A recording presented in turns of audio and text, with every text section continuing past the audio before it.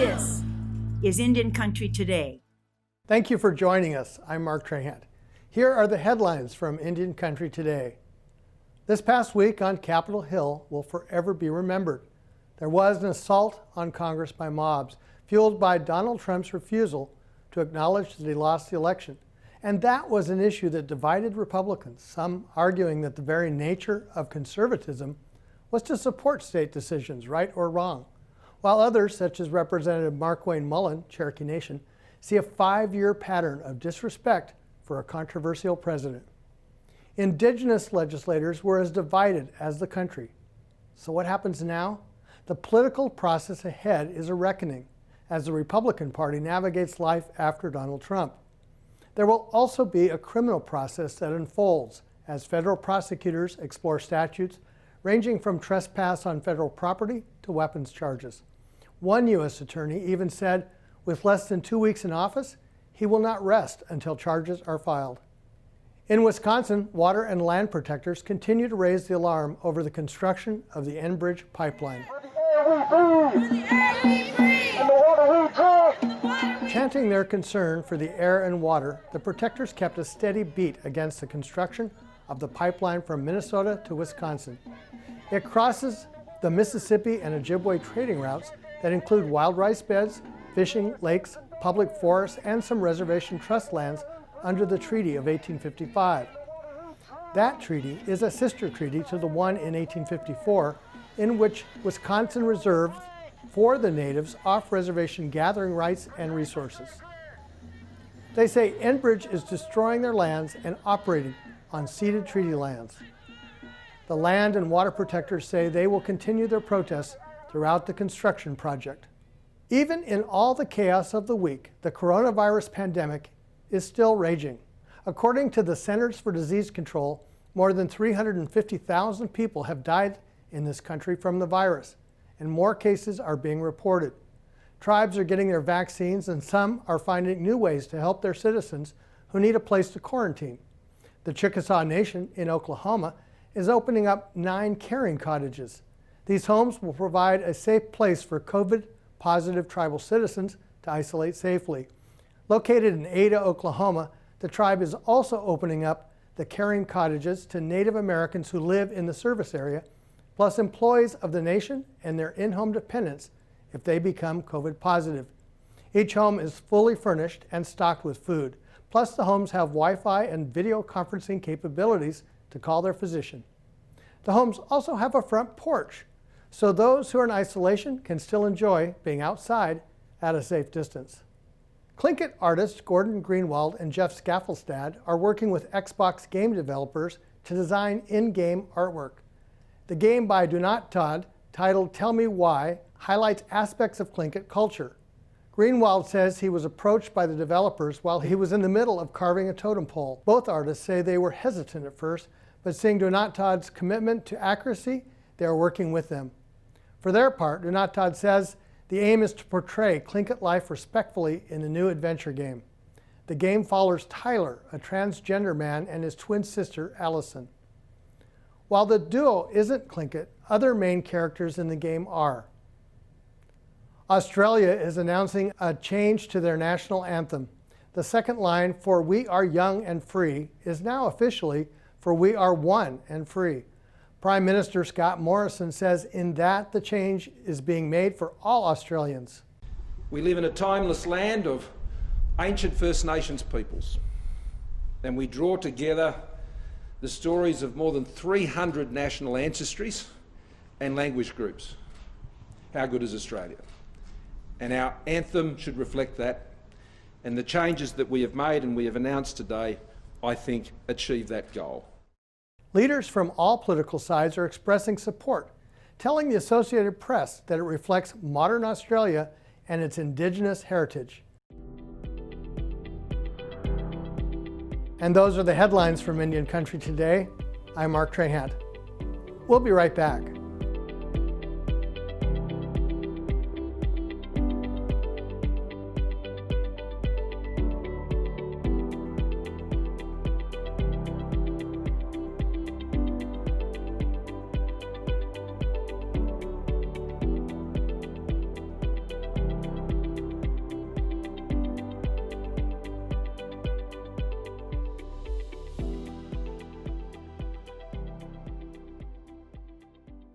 Welcome to the new year, and what a ride it's already been. On this edition of Indian Country Today, we will bring you interviews with Native thought leaders and elected officials, all looking toward the future, with one foot set in traditions and a history of Indigenous people. Author and journalist Jacqueline Keeler takes a look at this history in her new book, Standoff, Standing Rock, The Bundy Movement and the American Story of Occupation, Sovereignty, and the Fight for Sacred Lands. We asked her to add context about the insurgents on Capitol Hill. Trump is the ultimate colonial leader, right? Because I make a point in my book that the United States, and I give a lecture about this as well, is a colony still. It's a colony in function, if not in overt stated form, right? It calls itself a nation state. It calls itself a country. This is their homeland, but they're actually a colony and colonists occupying other people's homelands. And so I think when you use this paradigm to understand what's going on, it makes it much more clear the really very strong response to the election. You know, for so many centuries in this country, the vote was really held by a very, very small group of Americans. It was particularly in the very beginning with, landed people who own land. And certainly Jefferson's idea of democracy was of a landed gentry type of, or, actually a yeoman farmer, possibly more, which was a complete impossibility in England, where most of the land has been owned by centuries, basically by the descendants of William the Conqueror and his buddies. And it's shocking, even to this day, most of the land in Britain, in England, and in Scotland, and in Wales is owned by this ruling class that have ruled for over 1,000 years. I'm actually really concerned about Deb Haaland, because the changes that have occurred under the Bureau of Land Management under Trump I think, are viewed by this same group, these rural right-wing sort of armed groups, as being really important victories, including, the movement of the Bureau of Land Management offices to their vicinity, to these rural areas, so that they can impose their will on those agencies, right? And if she undoes a lot of the victories they feel they have managed to gain under Trump, there will be, I think, a violent response. Not to overstate it, and not because I want her to be safe, but it is a really because she has such oversight over their communities.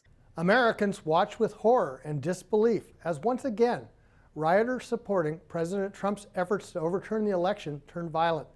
To help understand the security breach and the Capitol is Walter Lamar, a security consultant from the Blackfeet tribe.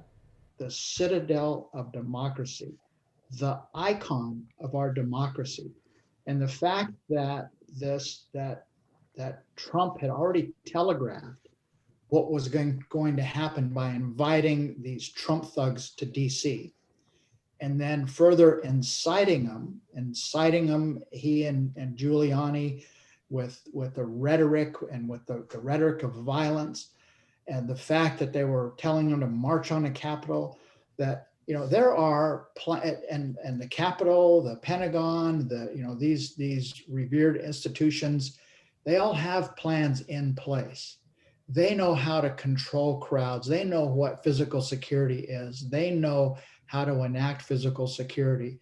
So the fact that there was no real planning yesterday, or sadly, there could have been, and that planning was simply to give ground and give way and allow them to take control of the citadel of democracy. That's the part that is most troubling. And when you watch those videos, and the videos that are circulating around, where on the east side of the Capitol, where it's almost as if they just invited them on in, and there's even troubling video with one of the Capitol Police taking a selfie with a rioter, with a Trump thug. I mean, it just is, to see how easily that they moved into the Capitol is contrary to all of the industry best practices. And when you look at it, what you look at it in a very simplistic way is concentric circles of protection. So at the Capitol, they have on the outer boundaries, they have these plastic fences. And what those are is simply a line of demarcation. And what that does is it says to law-abiding, personally responsible citizens, do not go past this line of demarcation, this fence. Now, it's not going to keep anybody out who wants to go past it, but once they go past it, now they have signaled that they're no longer personally responsible, a law-abiding citizen, that they're already willing to threaten the Capitol, correct? So then what needs to follow is then an inner perimeter, and now that's going to be either steel barricades along with personnel, and they're going to work to try to hold that. And when we talk about, and we're seeing obviously a lot of parallels to Standing Rock, to the racial justice protests that occurred here in DC, where tear gas was immediately used, pepper spray, batons, arrests, Standing Rock, that, over the period of time there, 760 some arrests over a 2-day period here in DC, and the racial justice protest, 427 or so arrests. Yesterday, there was barely a handful of arrests. So when you look at that, you say, well, that inner perimeter would have held. And then you talk about rules of engagement, and then you also talk about a continuum of force. We in Indian country have to take this as a signal. We got to look at that hate and that violence that was demonstrated yesterday, white supremacists, white nationals, domestic terrorists, and we have to take that as a signal to be on our awares and be on the lookout and be monitoring that kind of hate, because trust me, they'll see us in their sights at some point. Wow, that's powerful. We'll be right back.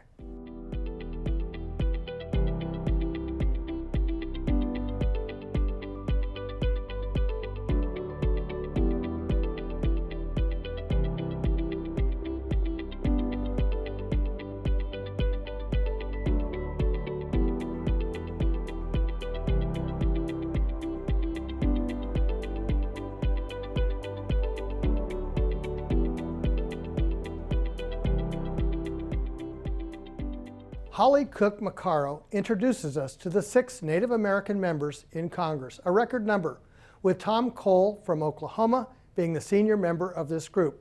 She spoke of the challenges facing new members and praised Representative Deb Haaland. Well, it seems like there are thousands of bills. Well, there are thousands of bills that are introduced every Congress.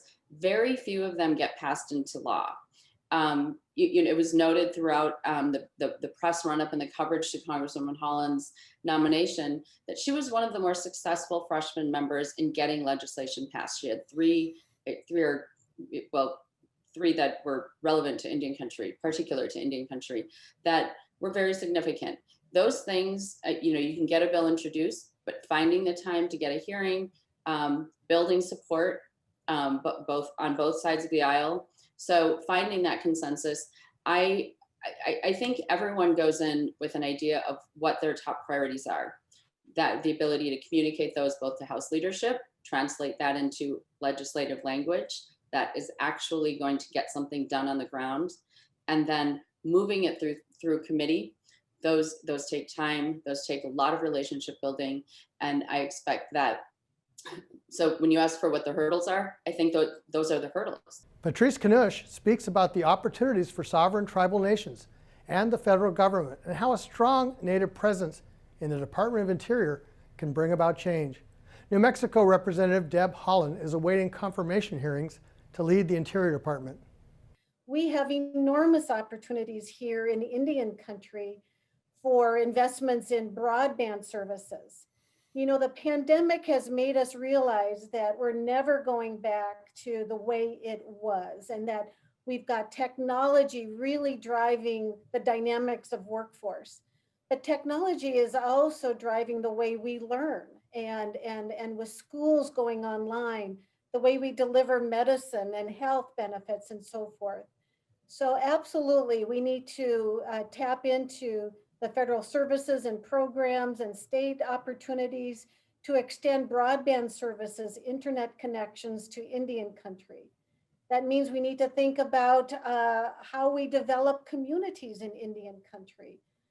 Housing is one of the most important drivers of economic development, but it's also was one of the more tragic drivers of the increase of the pandemic, with multi-generational homes, poor sanitation conditions, and actually poor access to food. So we have to address the community infrastructure from a housing perspective. And that to me is going to improve overall workforce stability, family stability. And then as we think about bringing back jobs, what kind of jobs do we need, Mark? One of the concerns I have, one of my major concerns, is that jobs on reservations are highly concentrated in two sectors. One is tribal government, and the other is the gaming. The tribal government administration really provides all the services, essential services to Native communities. Gaming is a fantastic economic opportunity, and collectively, tribes were the 13th largest employer in the United States pre-pandemic. But with restrictions on businesses, especially services, the service industry, food, beverage, entertainment, we're losing not just jobs, we're losing livelihoods. And this concentration of jobs in the government is really leaving Indian country extremely vulnerable. So we absolutely need to think about diversifying. Diversifying means we need to think about job training programs. We absolutely should be tapping into educational institutions, tribal colleges and universities, and really thinking about deep investments in our children's education. The Pokagon Band of Potawatomi is a tribe of 6,000 citizens in both Michigan and Indiana. So far, some 400 COVID-19 vaccines have been delivered to the reservation. I spoke with Chairman Matthew Weesaw for an update on the pandemic. They operate 4 casinos in 2 different states. We are operating at about 70%. We have turned to a non-smoking facility right now temporarily. And I say temporarily, the final decision has not been made yet, but we are getting a lot of very positive feedback with respect to not being a smoking facility. But the other, probably more important thing is we're getting a lot of positive feedback on the level of caution that we've taken to hopefully prevent the spread of the virus. We require masks, we have the dividers, we do the temperature checks. And for the most part, all of our guests have been very responsible in keeping their masks on inside the facility. So the properties are doing very well, all things considered. I think we're prepared as we can be, given that there was no preparation when it first sprang upon us. We have learned a lot, yet, it's still a moving target, an ever-changing story. It has changed a lot on how we do business. We just upgraded our technology to 5G, so we're doing a lot of things now virtual. We use some of our CARES money to put computers in all the homes that didn't have them so that we can keep the level of communication as updated as we can. We're not running at the same level of employees that we have. We have basically been forced to become more efficient, but we've also learned a lot about the efficiencies. Now that's a double edge. There's a positive side to that, and there's a negative side to that. The negative side is we've got a lot of very good people who probably will not be coming back to work because of just the nature of the beast. But it's forced us to examine a lot of different things, a lot of different areas. But I think it will make us a better government, a better community at the end of the day.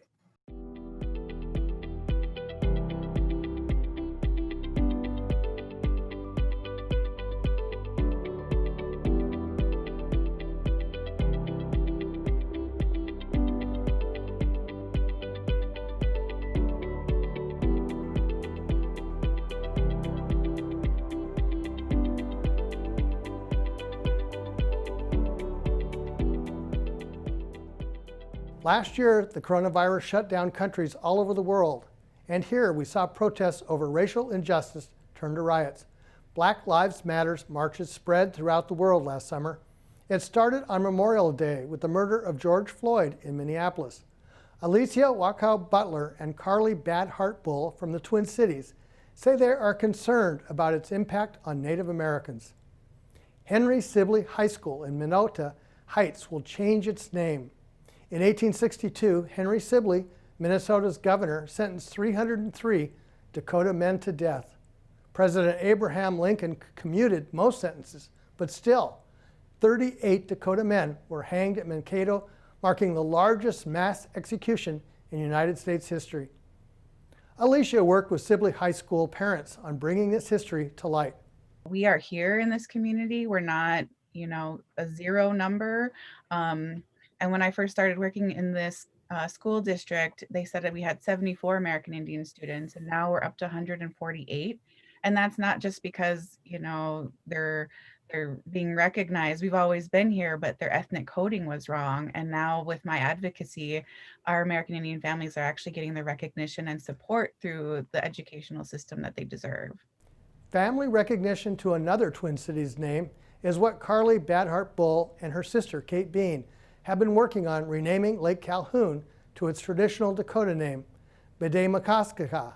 The Bedemakaska name restoration, this is something a few years ago, this was before George Floyd was killed. This was an equity recommendation that was made from the public to government entities, saying that, this is something we want. We live in an incredibly divisive society. We did then, we do now. And during COVID and post-COVID, this is an issue that we're dealing with, right? So many of our issues are directly connected to the disconnect between people from one another and from the land. And this effort of Bedemakaska is something that brought people together around a common love for place. When we worked on this, we reached out and we brought together people from all backgrounds and demographics, Native, white, Black, immigrant, you name it. And when we told them the story of John Calhoun and the story of Dakota people and presence here, they told us that in order for equitable changes to take place, in order for them to feel welcome here, that we needed to not just remove the name of Calhoun, but restore its Indigenous name. People wanted to know the Indigenous stories of this place. And now, as we're living in this time of so many changes happening, where George Floyd was killed not very far from where I'm standing today, just blocks from where I live. Across the country, these conversations around racial justice and equity, they're happening more and more. And the importance of what these words mean, how they show up in policies and in everyday practices. This is all really, really important work, and there's a lot of work to be done. But the fact that efforts that are taking hold, such as Bedemakaska, such as what happened with Sibley, with the school, it's all connected. It's all related. People are fed up. People want the truth. Native people and people of color in particular have been advocating for these changes for generations, and we're in a time right now where there's a shift happening. People are finally listening. They're starting to pay attention. People who maybe weren't listening before, who didn't have the same understanding before of these connections. And so while there's a lot of work yet to be done, we are seeing some waves in the dominant narratives about us. We're seeing some waves take place, and these efforts show that there's a lot of opportunity for more of this work to take hold in the future.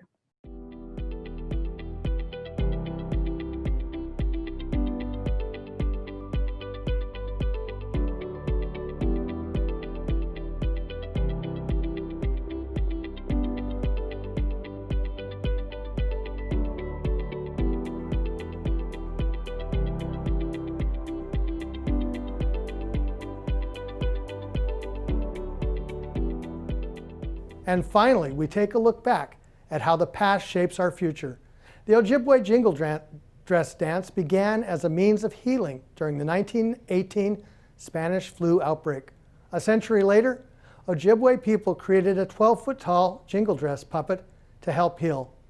ICT's Marionette Pember was there at the annual Treaty Day celebration on Wisconsin's Madeline Island. She brings us the people. Then we're gonna walk off. And then I'll walk. Yeah, we'll walk. Okay. To the, it's way up there. What's it called? So lady, I wanna get the pavilion. The pavilion, it's up Where is it? Across from Tom's Burndog Cafe. Oh, okay. Okay. Hey, I need back to over here then. I need Burndog Community House over here.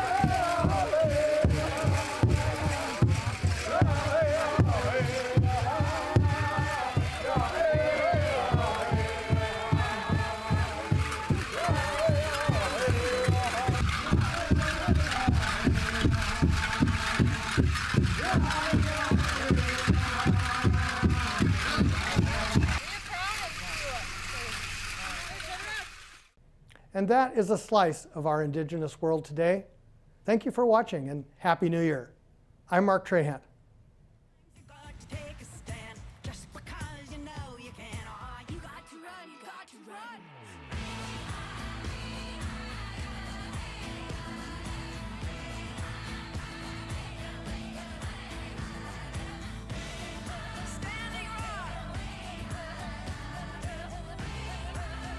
Indian Country Today is recorded at the Phoenix Indian School Visitor Center in Phoenix, Arizona. This is Indian Country Today.